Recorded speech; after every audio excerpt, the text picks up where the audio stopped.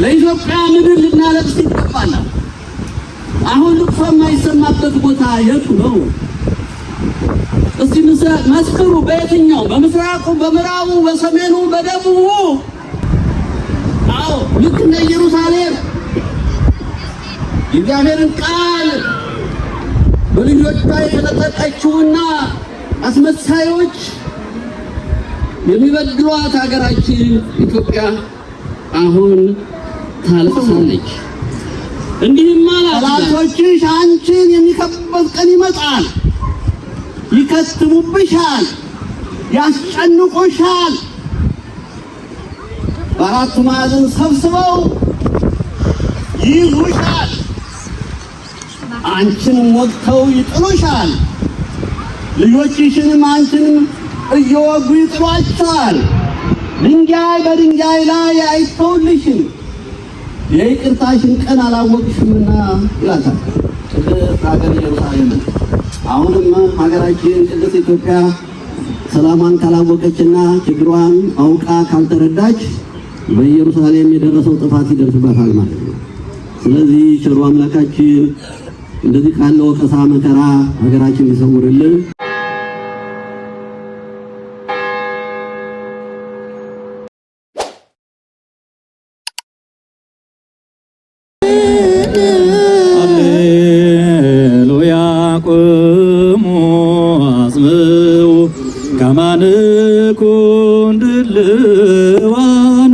ለሰሚዐ ወንጌል ቅዱስ እግዚእነ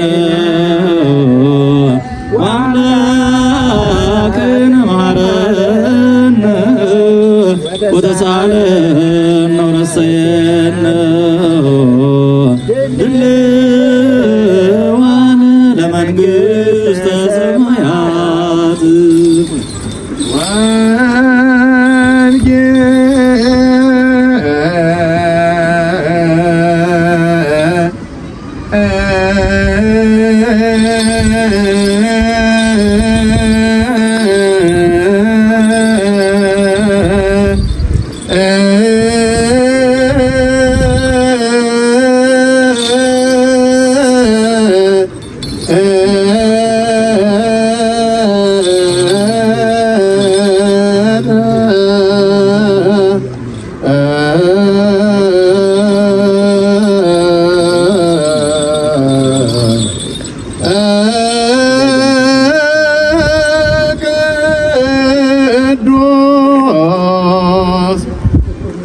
በዜና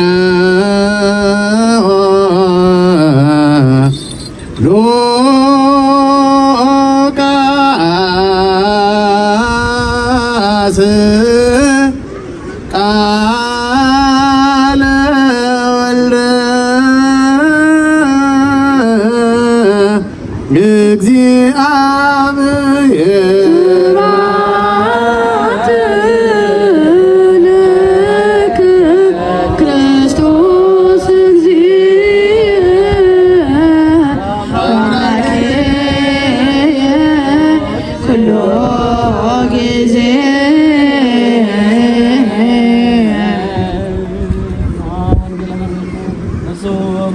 እግዚአብሔር መንግሥተ ሰማያት ቀርባለችና ንስሐ ግቡ።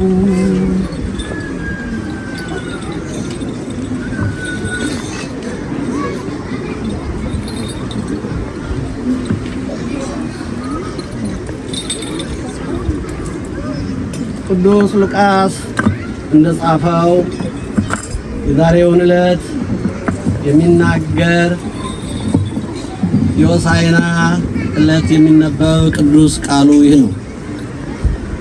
የሉቃስ ወንጌል ምዕራፍ 19 ከቁጥር 28 ጀምሮ ይህንንም ተናግሮ ጉዞውን አቀና፣ ወደ ኢየሩሳሌምም ወጣ።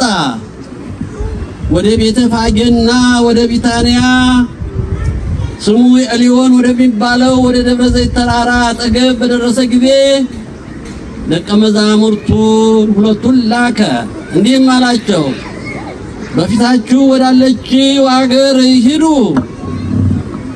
ገብታችሁም ሰው ያልተቀመጠበት የታሰረ አህያ ታገኛላችሁ፣ ፈታችሁ አምጡልኝ።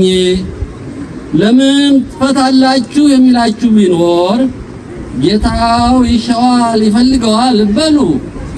የተላኩትም ሄደው እንዳላችሁ አገኙ። አህያውንም ፈቱ። አህያውንም ሲፈቱ ባለቤቶቹ ግልገሉን ለምን ትፈቱታላችሁ አላቸው። እነርሱም ጌታው ይሻዋል አሉት። ይዘውም ወደ ጌታ ኢየሱስ ወሰዱት። በግልገሉ ላይም ልብሳቸውን ጎዝጉዘው ጌታ ኢየሱስን በዚያ አስቀመጡት። ሲሄዱም በመንገድ ልብሳቸውን አነጠፉ። ወደ ደብረ ዘይት አቀበት መውረጃም በደረሱ ጊዜ ደቀ መዛሙርቱ በሙሉ ስላዩት ኃይል ሁሉ ደስ ይላቸው ጀመር። እግዚአብሔርን በታላቅ ድምፅ ያመሰግኑት ዘንድ ጀመሩ። በመዝሙር አሁን የሰማችሁትን ቡሩክ ዘይመጽእ በስመ እግዚአብሔር የሚለውን ነው እዚህ ላይ የሚተርክልን። በእግዚአብሔር ስም የሚመጣ ቡሩክ ነው። የእስራኤል ንጉሥ ቡሩክ ነው። የምድር ሰላም ባሪያም ምስጋናም በሁሉ ይሁን እያሉ ከፈሪሳውያን በሕዝቡ መካከል መምህር ደቀ መዛሙርትን ገሥጻቸው ይሉት ነበረ። እርሱም መልሶ ልነግራችሁ እነዚህ ዝም ቢሉ እሊህ ድንጋዮች ይጮሃሉ አላቸው። ተመላልሶ ሲነገር ይሰማል፣ ሁልጊዜ ትሰማላችሁ። በእግዚአብሔር ላይ ተስፋ ካላደረጋችሁ ድንጋዮች ቢሆን ይመሰክራሉ ከእንግዲህ ወዲህ። ያን ጊዜም የተደረገው የሆነው እንደዚሁ ነው። መልካም ነገር የሚጠሉ ብዙዎች ነበሩ፣ የመልካም ነገር ጠላቶች። ቡሩክ ዘይመጽእ በስመ እግዚአብሔር፣ በእግዚአብሔር ስም የሚመጣ የተባረከ ነው። እኛ ወደዚህ ወደ ጀርመን ሀገር ስንገባ ከዛሬ 43 ዓመት በፊት ቤተክርስቲያን ለማቋቋም ስንጥር በእግዚአብሔር ስም ስለሆነ ነው። በእግዚአብሔር ስም በመሆኑ እነሆ እግዚአብሔር ባርኮን በባዕድ ሀገር እነሆ እግዚአብሔርን እያመሰገንን እንገኛለን። ቡሩክ ዘይመጽእ በስመ እግዚአብሔር። ይህን መዝሙር ዛሬ በአቦ ቤተክርስቲያን ያሉ የቅርባችን ጎረቤቶቻችንን ኦርቶዶክሳውያን፣ ኤርትራውያን በያሉበት ይህንን መዝሙር ይዘምሩታል። በእግዚአብሔር ስም የመጣ ቡሩክ ነው። ስለዚህ በእግዚአብሔር ስም የሚመጣ ቡሩክ ነው። አሁንም ልንመሰክር ይገባናል። እንደማመጥ፣ ቃሉን እንስማ። እስከ መጣነ ዘንድ ሌላ ስራ የለንም። የእግዚአብሔርን ቃል ዛሬ በዚህ ዕለት ሆሳዕና የምስጋና ቀን ድንጋዮች ካመሰገኑ እናንተ ማታመሰግኑበት የምታወሩበት ምን ምክንያት ሊኖራችሁ ይችላል? እንደዚህ ከሆነ ባትመጡ ይሻላል ማለት ነው። ቡሩክ ዘይመጽእ በስመ እግዚአብሔር፣ በእግዚአብሔር ስም የሚመጣ ቡሩክ ነው። የእስራኤል ንጉሥ ቡሩክ ነው። የምድር ሰላም ባሪያም ምስጋና ይሁን። ከፈሪሳውያንም በሕዝቡ መካከል መምህር ደቀ መዛሙርትን ገሥጻቸው ይሉት ነበረ። እሱም መልሶ ልንገራችሁ እነዚህ ዝም ቢሉ እሊህ ድንጋዮች ይጮሃሉ አላቸው። ከዚህ ቀጥሎ ያስጠነቅቃቸዋል።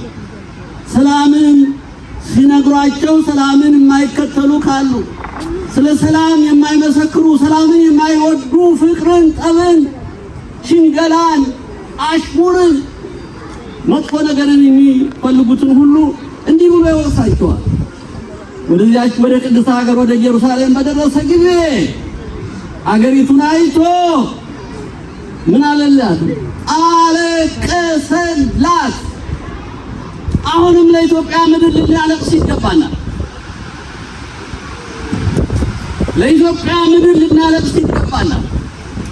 አሁን ልቅሶ የማይሰማበት ቦታ የቱ ነው? እስቲ መስክሩ። በየትኛው? በምስራቁ፣ በምዕራቡ፣ በሰሜኑ፣ በደቡቡ? አዎ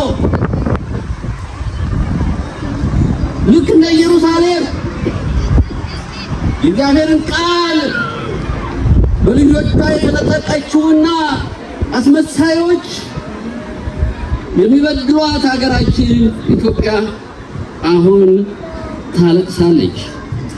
እንዲህም አላት ይላል ኢየሩሳሌምን፣ እንዲህም አላት አንቺ ብታውቂስ ሰላምሽ ዛሬ ነበረ፣ ከእንግዲህ ወዲህማ ዓይንሽ ተሰወረ። ዓይናችን ተሰውሮ ጠላቶችሽ አንቺን የሚከቡበት ቀን ይመጣል። ይከትሙብሻል፣ ያስጨንቁሻል። በአራቱ ማዕዘን ሰብስበው ይይዙሻል። አንቺን ወግተው ይጥሉሻል። ልጆችሽንም አንቺንም እየወጉ ይጥሏቸዋል። ድንጋይ በድንጋይ ላይ አይተውልሽም፣ የይቅርታሽን ቀን አላወቅሽምና ይላታል ቅድስት ሀገር ኢየሩሳሌም። አሁንም ሀገራችን ቅድስት ኢትዮጵያ ሰላሟን ካላወቀችና ችግሯን አውቃ ካልተረዳች በኢየሩሳሌም የደረሰው ጥፋት ይደርስባታል ማለት ነው። ስለዚህ ቸሩ አምላካችን እንደዚህ ካለ ወቀሳ መከራ ሀገራችን ይሰውርልን። የአምላካችን ቅዱስ ፈቃዱ ይሁን። ቅዱስ ወንጌሉ እንግዲህ እዚህ ላይ እናመጣለን።